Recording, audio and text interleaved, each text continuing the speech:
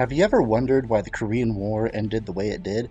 A large North Korean army with Soviet tanks invades South Korea, which has only a small under-equipped army. Yet they fail. The United States and its allies send their armies to help South Korea. And yet, right when they are about to take control of North Korea, China intervenes and drives them back out of the North. And after this, it's a back and forth for 2 years before an armistice is signed. How was the United States able to stop South Korea from falling and destroy most of the North Korean military, yet were unable to win the war completely? Why did the war end in armistice with very little territory change? Well, it was mostly because of these guys.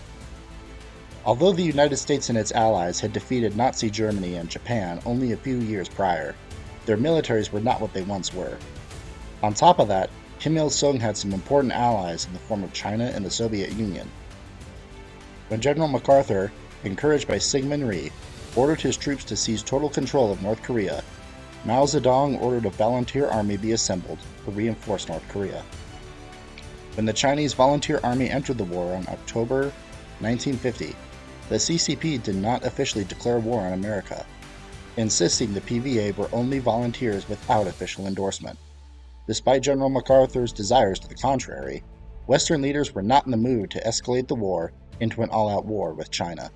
If they did, Stalin, who already had some Soviet forces secretly fighting in the north, would have jumped to China's defense, leading to World War III and a possible nuclear exchange. Unfortunately, the United States and other allied nations were unprepared for the Korean War, and with defense commitments in Europe, could not muster enough troops to Korea quickly enough to defeat the Chinese.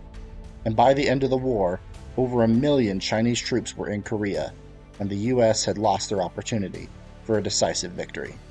But that wasn't enough for Syngman Rhee. Syngman Rhee wanted all of Korea united under his rule, and he pushed his allies hard to try and force them to escalate the war, even publicly attacking allied nations he thought weren't doing enough. When peace negotiations first began in 1951, Syngman Rhee did what he could to stop them and pushed for the war to continue. For 2 years. In fact, it took the death of Stalin and the USSR's subsequent refusal to support the war in Korea for the negotiations to finally push past Syngman Rhee's interference. It took 2 years for the negotiations to conclude and the armistice to be signed, and in the end, Syngman Rhee refused to sign it.